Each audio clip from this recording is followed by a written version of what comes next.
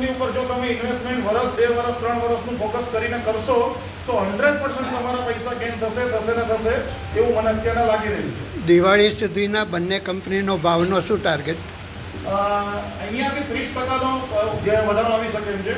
અને એક વસ્તુ છે, દુનિયામાં જેટલું બી ટ્રમ્પ છે ને એને પ્રેશર કરીને બજારને દબાવવાનો પ્રયાસ કરશે ને તો જેને કેવું હોય છે, એક વ્યક્તિને દબાવે ને તો એ સમજમાં આવે, પણ બહુ બધી વ્યક્તિને દબાવવાનો એક વ્યક્તિ પ્રયાસ કરે ને તો એ સમજમાં ના આવે, કારણ કે હરેક વ્યક્તિ પોતાનું એક સેલ્ફ માઇન્ડ લઈને બેઠું છે, સેલ્ફ બિઝનેસ લઈને બેઠું, સેલ્ફ ગણિત લઈને બેઠું।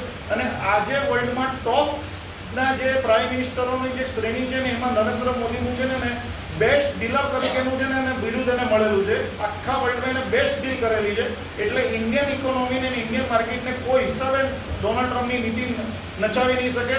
છેલ્લે આખું ઇન્ડિયન સ્ટોક માર્કેટ ભયંકર પ્રોફિટમાં આવશે, પણ એને તમારે બિલીવ કરવું પડશે અને સસ્ટેન થઈને જેને ઇન્વેસ્ટમેન્ટ કરીને બેસવું પડશે, એની માટે પેશન્સ રાખવી પડશે। હરેક ધંધાની અંદર છે ને વર્ષમાં 2 મહિના 3 મહિના ખરાબ આવતા હોય છે, એ શેર બજારમાં બી આવે તો એ બાઇંગ ઓપોર્ચ્યુનિટી છે। જો તમારું વિઝન લોંગ ટર્મ છે, તમારું વિઝન સટ્ટો નથી કરવાનો, ફોરપુટ નથી કરવાનું, એફએનડો નથી કરવાનું, ઇન્વેસ્ટમેન્ટ કરવાનું છે તો પૈસા બનશે ને બનશે। આ 100% ગેરંટીવાળી વાત છે, પણ સટ્ટો કરશો તો પૈસા જશે એવી ગેરંટી છે।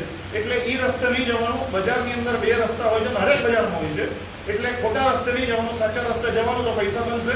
અને 15% થી 30%નો રિટર્ન છે અને ખૂબ સારો રિટર્ન છે, જે કરોડો રૂપિયાનું ઇન્વેસ્ટમેન્ટ કરીને બી બિઝનેસમાં લોકો નથી કરી શકતા, આ રિટર્ન સુધી પહોંચી નથી શકતા અને આજે આઉટ પરફોર્મ બી નથી કરી શકતા। આજે તો આપણે એને આઉટ પરફોર્મ કરીએ એ બહુ મોટી વાત છે। Thank you very much.